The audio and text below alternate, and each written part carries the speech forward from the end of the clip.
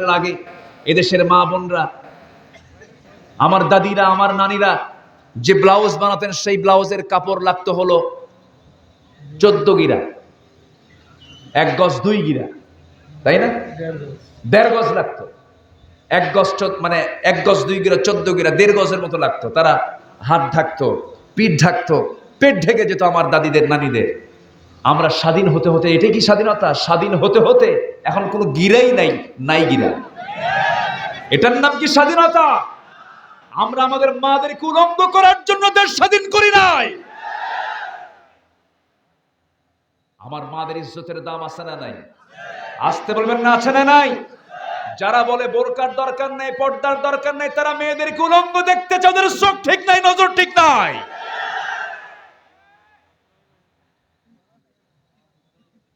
সম্মানিত ভাইয়েরা, কষ্ট হচ্ছে নাকি আপনাদের? আলোচনা চালাই, জোরে বলি ইনশাআল্লাহ। দ্বীনের ব্যাপারে রাসূল দ্বীনি দায়িত্ব পালন করেছেন। 9টা পয়েন্ট আমি কথা বলবো। কয়টা পয়েন্টে? 1 নাম্বার হলো মানুষের কাছে আল্লাহর দ্বীনি দাওয়াত রাসূল পৌঁছে দেওয়ার জন্য আল্লাহ তাআলা তাকে দুনিয়াতে পাঠিয়েছেন। জোরে বলেন সুবহানাল্লাহ। আমাদের সেই দায়িত্ব আছে না নাই? আমাদের যদি ওরা হাত কেটে দেয়, পা দিয়ে যাব। পা কেটে দেয়, হামাগুড়ি দিয়ে যাব। হক কথা বলবো, বাতিল শক্তির কাছে মাথা নত করব না আমরা। জুলুম নির্যাতন থামেন। জুলুম নির্যাতন ছিল, আছে, থাকবে। আমরা জুলুম সহ্য করব, জালিম হব না। আমরা ক্ষমা করব, প্রতিশোধ নেব না। রাসূলকে মক্কার মানুষ বের করে দিয়েছে। রাসূল মক্কা যখন বিজয় করেছেন, প্রতিশোধ নিয়েছেন না মাফ করেছেন? আজকে আমার দেশে চলে ক্ষমার নীতি না প্রতিশোধের নীতি? আমার দেশে আজকে চলছে ক্ষমা না হিংসা? হিংসা। আমার দেশে কিসের আবাদ হয়? মানবতার না হিংসার? হিংসার আবাদ। আমরা কেউ ভালো থাকতে পারি না। আল্লাহ তুমি আমাদেরকে বাঁচাও। জোরে বলি আল্লাহুম্মা আমিন। আরো জোরে আল্লাহুম্মা আমিন। দিন এত সহজে আসে নাই। রাসূলকে দুনিয়া থেকে বিদায় করার জন্য ষড়যন্ত্র করা হয়েছে। রাসূলকে মেরে ফেলার চক্রান্ত করা হয়েছে। রাসূলকে বিষ প্রয়োগ করা হয়েছে। খাইতে গেছেন, খাবারের মধ্যে বিষ ঢুকায় দিয়েছে রাসূলের। আপনি ভাবতেছেন যে 5 ওয়াক্ত নামাজ পড়বো, টাকা আছে একটু পশ্চিম দিকে যাব, আর কিছু টাকাতে মসজিদ বানায় জান্নাত চলে যাব। জান্নাত মামুর বাড়ির আবদার নয়। ভাবতেছেন এত সস্তায় জান্নাত পাওয়া যাবে না? কি হয়েছে? হ্যাঁ, ও নিম্নচাপ। আচ্ছা ঠিক আছে, আমার দিকে তাকান। আমার নবীজি মক্কার মানুষ, হিজরত করে গেছেন কোথায়? কোথায় গেছেন বলেন? দিনের বেলা বলে বলে গেছেন না লুকায় লুকায় গেছেন? দিনের বেলা না রাত্রে বেলা? প্রকাশ্যে না গোপনে? তিনি দাওয়াত দেওয়া শুরু করেছেন আগে প্রকাশ্যে না আগে গোপনে? কেন? কেন? শত্রু ছিল কি ছিল না? আপনার শত্রু কেন নাই? যে ইমানদারের শত্রু নাই, তার ইমানই আনা হয় নাই। তার ইমান আনা হয় নাই। বিশ্বের সবচেয়ে সেরা মানুষ, শ্রেষ্ঠ মানুষের শত্রু কম না বেশি? বেশি। আমার নবীজি ঘর থেকে বের হতে পারেন না, তার বিরুদ্ধে মামলা হয়ে গেল। দাওয়াত দিতে পারেন না, পাহাড়ি গুহায় বসে বসে দাওয়াতি কাজ করে। বেলালকে ধরে এনে মারে। বাত্তা কুরাইশ। রমজান মাসে আমি এবার ওমরায় গিয়েছিলাম। যাওয়ার সময় আমার এক বন্ধু আমাকে বললেন, বন্ধু এই জায়গাটা ফাঁকা আছে কেন জানো? এই জায়গার মধ্যে একটা স্মৃতি আছে। কি? প্রত্যেক দিন এই জায়গায় বেলালকে নিয়ে সে বুকের উপরে পাথর চাপা দিয়ে রাখতো। পাথর চাপা দিয়ে রাখতো।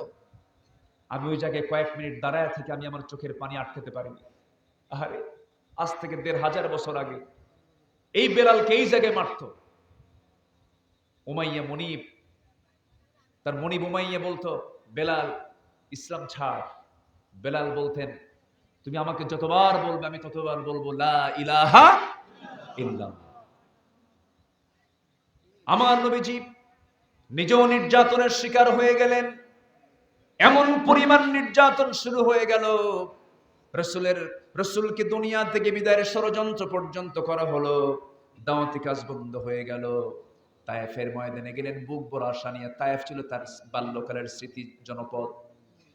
ছোট্টবেলায় বনু সাদে গেছেন, মাহলিমার ঘরে তিনি 5 বছর ছিলেন, তিনি তার দুগ্ধ পান করেছেন। ওই তায়েফ দিয়ে যাওয়া আসা করতেন। মনে মনে ভাবলেন তায়েফবাসীকে আজকে কালিমার দাওয়াত দেব।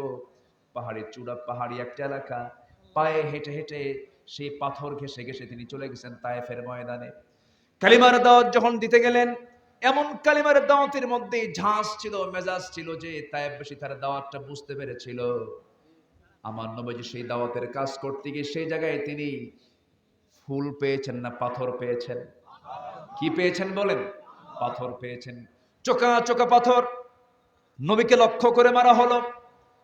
নবীজির কোমল দেহ, নরম দেহের ভিতরে সেই চোকা চোকা পাথরগুলো ঢুকে গেল।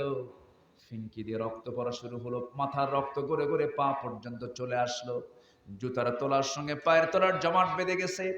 আমার নবীজি মুখ থুবড়ে জমিনে পড়ে গেছে। আমার নবীজির মুখে রক্ত জমিন পর্যন্ত স্পর্শ করেছে। কাফের মুশরিকরা মনে মনে ভেবেছে, তায়েফবাসী মনে মনে ভেবেছে মুহাম্মদ বুঝি দুনিয়া থেকে বিদায় হয়ে গেছে। মরা মানুষ ঠেলেও দেখে, নড়ে না চড়ে না। কিছুক্ষণ পর আমার নবীজির সেন্সটা ফিরে আসছে। সেন্স ফিরে আসা মাত্র পিছনের দিকে তাকালেন, দেখেন কেউ নাই। এমন সময় জিবরিল আমিন এসে বলছেন, ইয়া রাসূলুল্লাহি, ইয়া হাবিবাল্লাহি, আমি আপনার কাছে আজকে এসেছি। আপনার জন্য ফেরেশতারা অস্থির হয়ে গেছে। আল্লাহ তাআলা আমাকে পাঠিয়ে দিয়েছেন। আপনি এখন এই মুহূর্তে যা বলবেন তাই হয়ে যাবে। এই তায়েফবাসীকে দুই দিকের পাথরে চাপা দিয়ে জনমের মতো শেষ করে দেব আমি। রাসূল রক্তমাখা দেহ, কিন্তু মুখের হাসি বন্ধ নাই। আমার নবীজি মুস্কি মুস্কি হাসি দিচ্ছেন। আমার নবীজির গোটা দেহটা রক্তে রঞ্জিত হয়ে গেছে। মুস্কি মুস্কি হাসি মেরে বলছেন, ভাই জিবরাইল, মুসার মতো দোয়া করব না, নূহের মতো দোয়া করব না। এই তায়েফবাসী আমাকে চিনতে পারে না, আমাকে আঁচ করতে পারে নাই, আমাকে না বুঝে মেরেছে। এই তায়েফবাসীর জন্য আমি দোয়া করে যাচ্ছি। নিজের চোখে তায়েফ দেখেছি আমি, নবীজির দোয়ার ফসল। যে তায়েফে কোনো কিছুই হতো না, যে তায়েফটা গরম ছিল, নবীজির এমন দোয়া।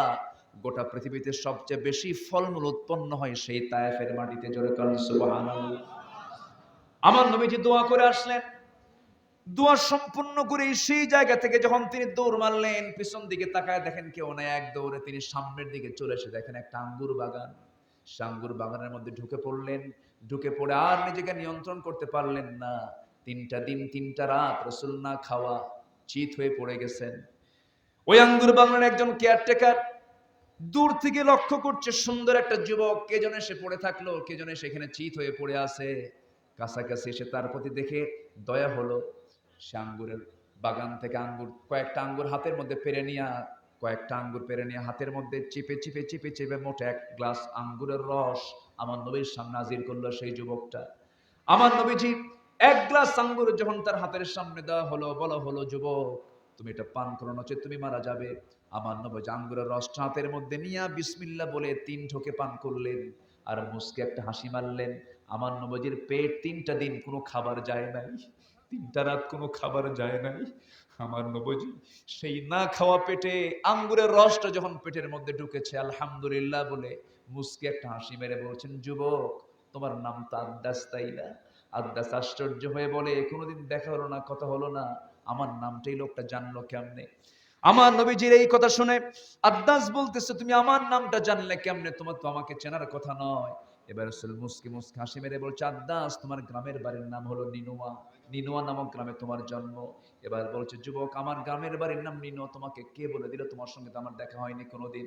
এবার রাসূল বলছেন, ও আদ্দাস, তুমি যে গ্রামে জন্মগ্রহণ করেছো সেই গ্রামে জন্মগ্রহণ করেছেন আল্লাহর পয়গম্বর ইউনূস আলাইহিস সালাতু ওয়াস সালাম। সঙ্গে সঙ্গে আদ্দাস বলতেছি, আমার গ্রামের বাড়ির নাম নিনুয়া, আমার নাম আদ্দাস, আমার গ্রাম ইউনূসের জন্ম, তোমাকে এই কথা কে বলে দিল? রাসূল এবার মুস্কি হাসি মেরে বলছেন, শোনো, একজন নবীর কাছে তার একজন নবীর খবর থাকতেই পারে। জোরে কোন সুবহানাল্লাহ। আদ্দাস বলতেছে, নাম শুনেছি মক্কার বুকে আব্দুল্লাহর পুত্র মুহাম্মদ নামে আল্লাহর নবী আছে। আমার বিশ্বাস তুমি সে আল্লাহর নবী মুহাম্মদ সাল্লাল্লাহু আলাইহি ওয়াসাল্লাম। নবীজির বুকটা ভরে গেল, আহারে আমার দাওয়াতে একজন তো কালিমা পড়তেছে, সুবহানাল্লাহ বলে। নবীজির বুকটা ভরে গেল, দিলটা তার আলোকিত হয়ে গেল। নবীজি প্রফুল্ল চিত্তে বলতেছেন, আদ্দাস তোমার কাছে কি মনে হয় আমি আল্লাহর নবী? হ্যাঁ আপনি আল্লাহর নবী। সে ছিল খ্রিস্টানি কায়দায় 2টা হাত আমার নবীর দুই পায়ের দিকে নিয়ে সেজদা দিয়ে রাসূলকে ধন্য করবে। আগায় গেছে দুটা পার কাছে দুটা হাত রেখে রাসূলকে সেজদা দিবেন তিনি, ধন্য করবেন তিনি। সঙ্গে সঙ্গে রাসূল দুটা হাত শক্ত করে চেপে ধরলেন। শক্ত করে চেপে ধরে সোজা খাড়া করে বুকের সঙ্গে বুক লাগায়া দিয়ে বলছে, আদ্দাস, তুমিও বান্দা আমিও বান্দা, তুমি আল্লাহর গোলাম আমিও আল্লাহর গোলাম। আল্লাহু আকবার বলেন। একজন মানুষ আরেকজন মানুষকে কখনো সেজদা দিতে পারে না, একজন মানুষ আরেকজন মানুষের সামনে কখনো মাথা নত করতে পারে না। এবার আদ্দাস বলতেছে, আপনি যে আল্লাহর নবী এতে কোনো সন্দেহ না, আপনি আমাকে এখনই পড়িয়ে দেন, আশহাদু আল্লা ইলাহা ইল্লাল্লাহু ওয়াহদাহু লা শারীকা লাহু ওয়া আশহাদু আন্না মুহাম্মাদান আবদুহু ওয়া রাসূলুহু। হেদায়েতের মালিক কে? দাওয়াতের কাজ করতে গেলে রক্ত ঝরানো আছে না নাই বলে? আসতে বলবেন না, আছে না নাই? আচ্ছা, নবীজি সেখান থেকে ফিরে আসলেন। মক্কার হাওয়া ভালো না, মক্কার পরিবেশ আরো খারাপ। আবু বকর ছিলেন বিলিয়নার, মিলিয়নের একজন ধনী ছিলেন। ধনী লোকের প্রভাব সমাজে কম থাকে না বেশি থাকে? এই লোকটা পর্যন্ত মার খেলেন, নামাজ পড়তে গেছেন, কাবার নাকের উপরে খড়ম জুতা দিয়ে চাপা দিয়ে ধরে নাকটা বোচা করে দিয়েছে, তাকে সেন্সলেস করে ফেলেছে। রক্তাক্ত দেহ নিয়ে যখন সেন্সটা ফিরে পেয়েছেন, মনে মনে ভাবলেন মক্কার হাওয়া তো ভালো না, রসুলকে বুঝারা মেরে ফেলবি। সেই জায়গা থেকে এক দূর মেরে নবীজির বাড়ির দিকে চলে গেলেন। নিজের জীবনের কোনো মায়া করলেন না, বাড়ির দিকে গিয়ে দরজায় নক করছেন, হুজুর আপনি কোথায়, আপনি কোথায়, আপনি কোথায়, মেহেরবানি করে দরজা খুলুন। রসুল দরজা যখন খুললেন, খোলার সঙ্গে সঙ্গে দেখতে পেলেন রক্তাক্ত দেহ, আবু বকরের গোটা শরীর থেকে রক্ত ঝরতেছে। রসুল বলছেন, আবু বকর তোমার এমনটা হলো কেন? হুজুর সেজদা দিতে গেছি, উতবা সাইবা মুগিরা আমার নাকটা বোচা করে দিয়েছে। হুজুর হাওয়া ভালো না, পরিবেশটা ভালো না, চলো আমরা মক্কার বাইরে চলে যাই। রসুল বলছেন, চলো আমরা মক্কার বাইরে কোথাও ঘুরে আসি, বাইরে থেকে আসি, যে কোনো সময় চোরাগুপ্ত হামলা হতে পারে।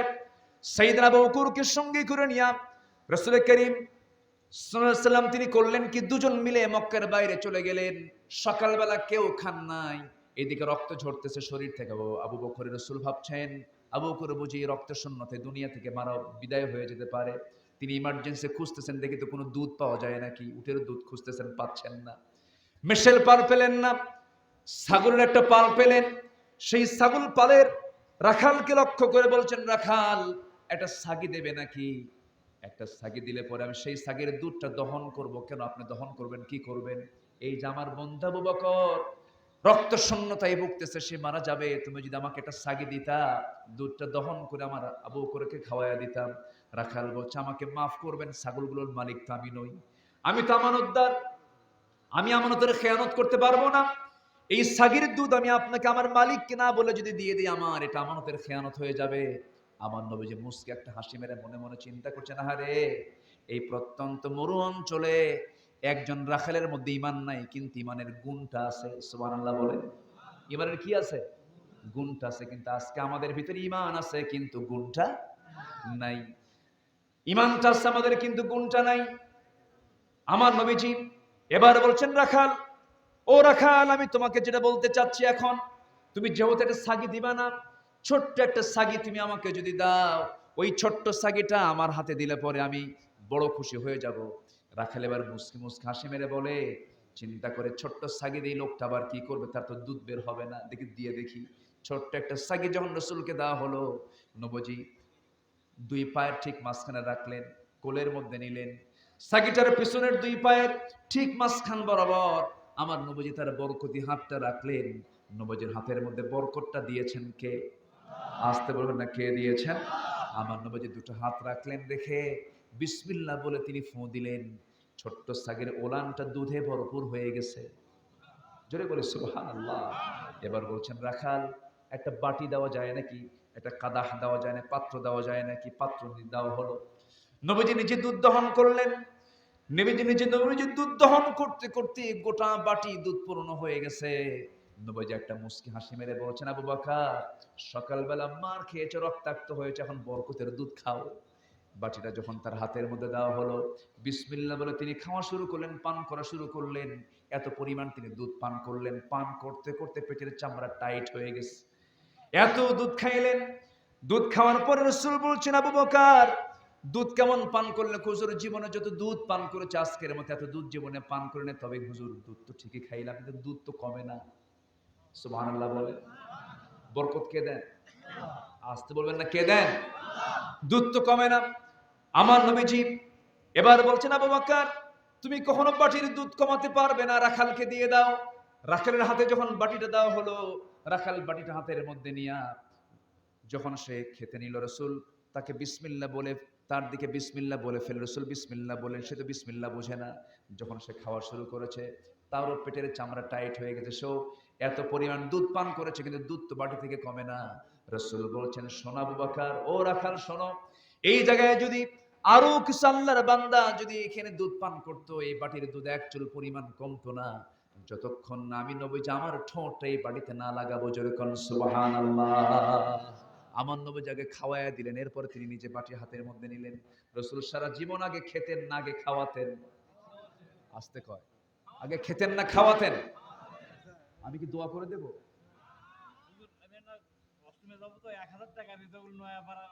আচ্ছা বসেন, আর কিছুক্ষণ বসেন, বসেন না, বসুক না, হবে ইনশাআল্লাহ, বসেন, আমরা শেষ করে দেব।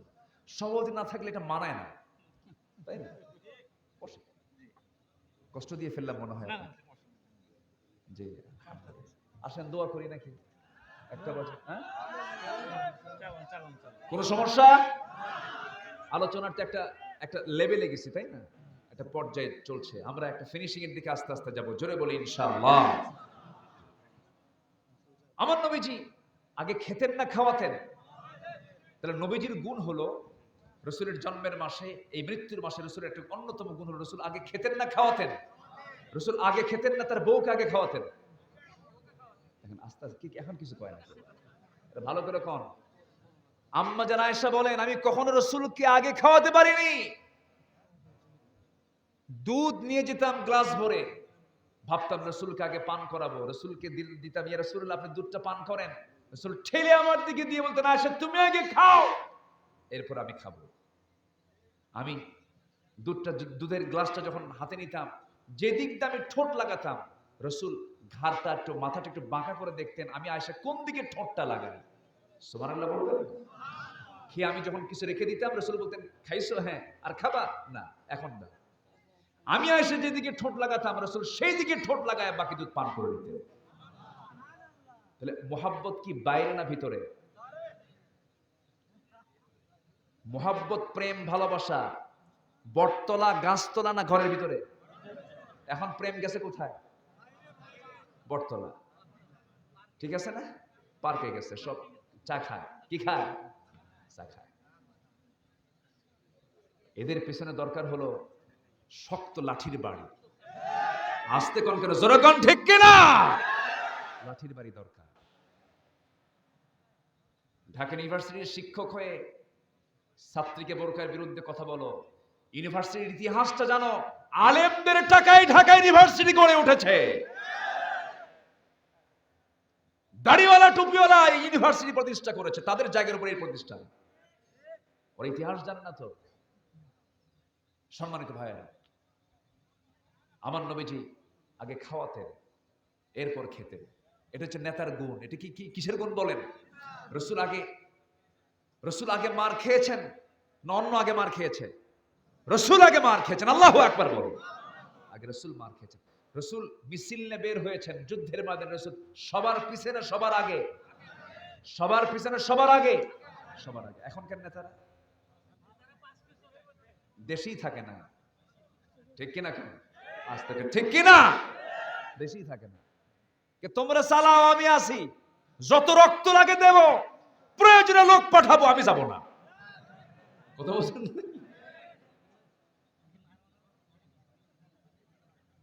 আমার নবীজি আস্তে করে কি করলেন, এবার বাটিটা হাতের মধ্যে নিয়ে বললেন বিসমিল্লাহ, বলে তিনি পান করলেন। মুসলমানদের সবচেয়ে বড় দোয়া হলো বিসমিল্লাহ।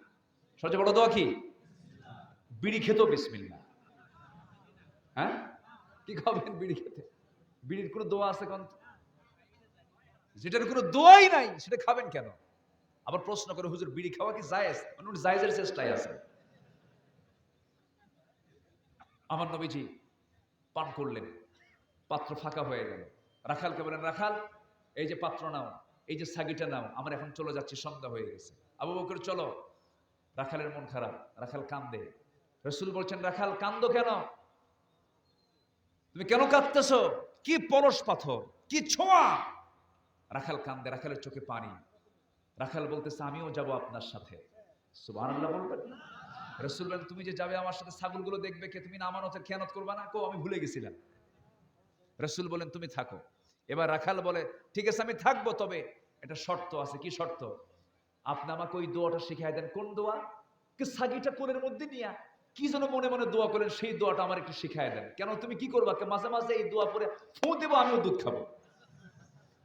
রাসূল বললেন যে এই দোয়া তুমি হাজারবার পড়লে তো কাম হবে না। কেন? তোমার মধ্যে আছে শিরকিয়াতের পচা দুর্গন্ধ, তোমার মধ্যে ঈমান নাই, মুশরিক তো নাপাক, শিরকিয়াতের পচা দুর্গন্ধ দূর করতে হবে, তাওহীদকে গ্রহণ করতে হবে। সঙ্গে সঙ্গে এবার রাখাল বলতেছে, আমার মন বলছে আপনার চেহারাই প্রমাণ করে আপনি আল্লাহর নবী, আপনি আল্লাহর রাসূল, কোনো সন্দেহ নাই। রাসূল বলছেন, রাখাল তুমি এখন কি করতে চাও বলো। রাসূল কখনো কাউকে জোর করে কালিমা পড়ান নাই, ইসলামের দিকে টেনে আনেন নাই, জোর করেন নাই কখনো।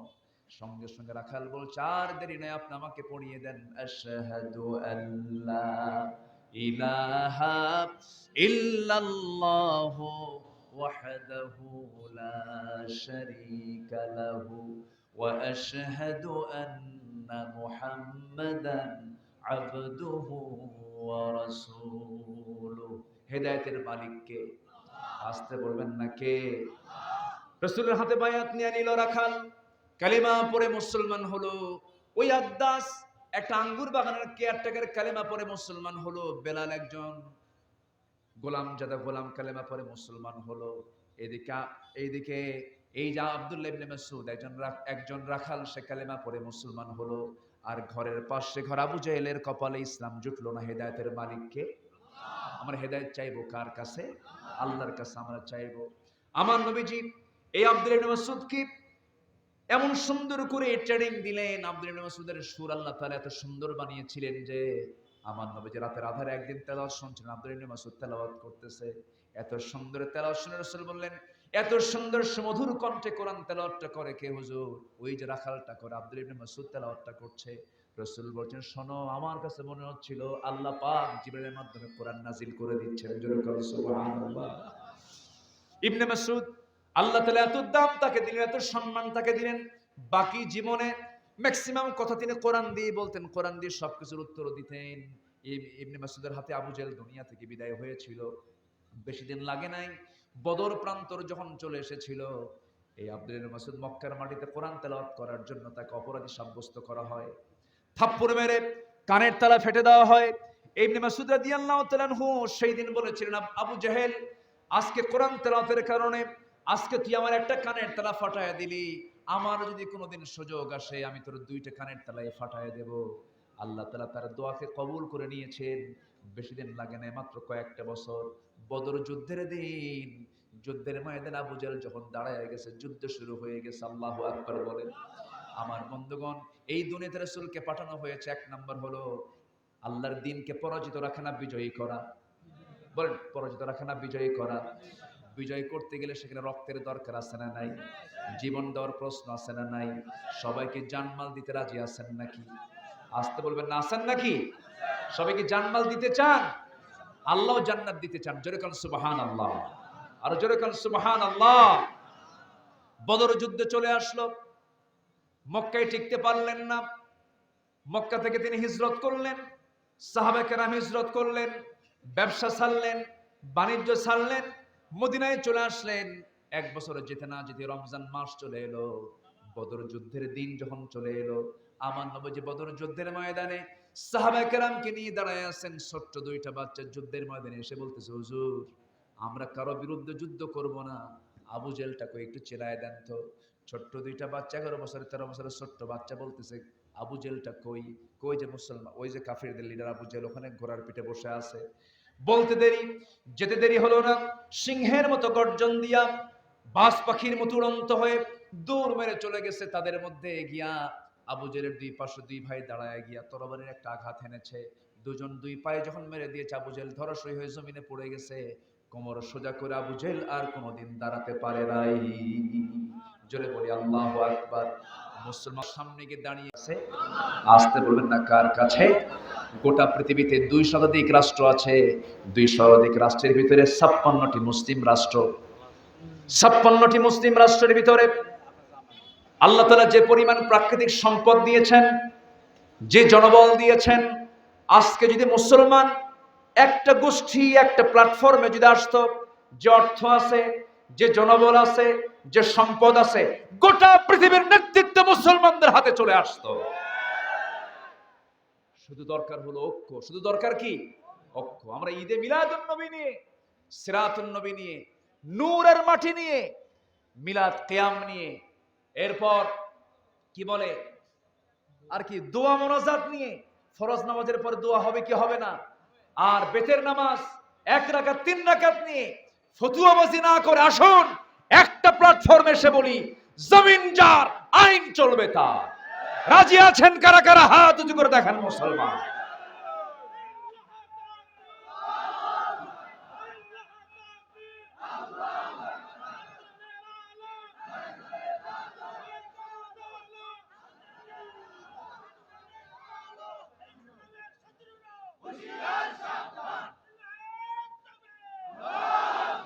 আল্লাহ তুমি সবার হাতকে কবুল করো, জোরে বলি আমিন। আরো জোরে আমিন। সম্মানিত ভাইয়েরা, মানুষের মাঝে আল্লাহর দ্বীনই দাওয়াত পৌঁছে দেওয়া হচ্ছে রাসূলের 1 নম্বর দায়িত্ব। মা আলা রাসূলি ইল্লাল বালাগ, আল্লাহু ইয়ালামু মা তুবদুনা ওয়া মা কুনতুম তাকতুমুন ওয়া মা তাকতুমুন। আমরা দ্বীনই দাওয়াত পৌঁছাবো, জোরে বলি ইনশাআল্লাহ। দ্বীনই দাওয়াত পৌঁছাতে আমরা কেউ কার্পণ্য করব। নাম্বার 2 হলো মানুষকে সতর্ক করে দেওয়া, ওয়ানজির আশিরাতাকাল আকরাবিন। আমরা মানুষকে সতর্ক করব, এটা জাহান্নামের পথ, এটা জান্নাতের পথ, জোরে বলি ইনশাআল্লাহ। মানুষকে আমরা আল্লাহর দিকে ডাকবো, ডাকবো না? নিজে নামাজ পড়বো, কয় ওয়াক্ত নামাজ? আসতে বলবেন না, কয় ওয়াক্ত নামাজ? 5 ওয়াক্ত নামাজ পড়বেন কারা কারা? একটু হাত তুলে দেখেন তো। 5 ওয়াক্ত নামাজ পড়বেন কারা কারা? দেখেন তো হাত তুললো না কারা? তারাই কিন্তু আবু জাহেলদের নাতিপুতি। হাত তোলেন। বলি ইয়া আল্লাহ, ইয়া রহমান, আমাদেরকে 5 ওয়াক্ত সালাত আদায় করার তৌফিক তুমি আল্লাহ দিয়া দাও, জোরে বলি আমিন। আরো জোরে আমিন, আরো জোরে আমিন। হাত নামান। কষ্ট দিয়ে ফেললাম মনে হয়। সবার বাড়িতে মা বোন আছে না নাই? পর্দার বিষয়টা নিশ্চিত করবো আমরা। চাচাতো ভাই, মামাতো ভাই, খালাতো ভাই দেখা করা জায়েজ? দুলা ভাই আস্তে কর। দুলা ভাই, দুলা ভাইয়ের হোন্ডার পিছনে চড়ে এমন শালি গাইবান্ধা নাই? এ আছে? এটা তো হওয়া যাবে না। শালি দুলা ভাইয়ের হোন্ডার পিছনে চড়ে, শালি মনে মনে চিন্তা করে দুলাভাই মানুষ, গায়ের সঙ্গে গা লাগলে কেমন হয়, একটু ফাঁকাই বসে, মাঝখানে গ্যাপ রেখে বসে, যেন গায়ে টাচ না লাগে। দুলাভাই এমন সামনে যায়, এমন ব্রেক মারে, গ্যাপ পুরো। আছে না নাই? আচ্ছা, এরকম সুযোগ দেওয়া যাবে না। খুব সাবধান দুলাভাই থেকে, দেবর থেকে, ভাসুর থেকে পর্দার পরিবেশ রক্ষা করতে হবে। আল্লাহ তাআলা প্রত্যেক পরিবারকে আল্লাহ তাআলা ফাতিমার মতো কবুল করুন, জোরে বলে আমিন। পর্দা, নামাজ, এটা প্রত্যেক ফ্যামিলিতে না থাকলে পরে সেই ফ্যামিলি কখনো বরকতময় হতে পারে না। এটা খেয়াল করবেন আপনারা। সম্মানিত ভাইয়েরা, নাম্বার 4 হলো আল্লাহ তাআলা তার রাসূলকে পাঠিয়েছেন উপদেশ দেওয়ার জন্য। ফাযাক্কির ইন্নামা আনতা মুযাক্কির। আমরা মানুষকে উপদেশ দেব, খারাপ না ভালো? খারাপ না ভালো? ভালো। মন গড়া কথা বলবো না, যা বলবো কার কথা? মনে যা আসে তাকে বলা যাবে না। মনে যা আসে এটা শয়তান নিয়ে আসতে পারে। যা বলবো কার কথা? মা ইয়ানতিকু আনিল হাওয়া ইন হুয়া ইল্লা ওয়াহয়ুন ইউহা। দিন প্রচারে বল প্রয়োগ করব না। লাস্তা আলাইহিম বিমুসাইতির। ইসলামকে কবুল করলো আর কে কবুল করলো না, এটাতে কোনো জোর প্রয়োগ নাই। লা ইকরাহা ফিদ দ্বীন। আল্লাহ তাআলা তার রাসূলকে এই দায়িত্বগুলো দিয়েছেন। মানব জাতিকে মুক্তির দিশা দেখানো। ওয়া ইন্নাকা লাতাহদি ইলা সিরাতিল মুস্তাকিম, সূরা সূরার 52 নম্বর আয়াতে আল্লাহ তাআলা বলেছেন। এবং গোটা মানবতার জন্য কল্যাণ, আল্লাহ তাআলা কল্যাণ কামনার জন্য, কল্যাণের জন্য আল্লাহ তাআলা তার রাসূলকে পাঠিয়েছেন। জোরে কান সুবহানাল্লাহ। এই গোটা দুনিয়াটা কে বানিয়েছেন? গোটা দুনিয়ার রব কে? আর গোটা দুনিয়ার রহমত কে? মুহাম্মদ সাল্লাল্লাহু আলাইহি ওয়াসাল্লাম। সেই রহমতের নবীর জন্মের মাসে, মৃত্যুর মাসে তার জীবন থেকে হালকা কিছু কথা, তার সাহাবীদের জীবন থেকে হালকা কিছু কথা, কোরআনকে সামনে রেখে কিছু কথা আমরা বলার চেষ্টা করেছি। যতটুকুন বলেছি বলি আলহামদুলিল্লাহ।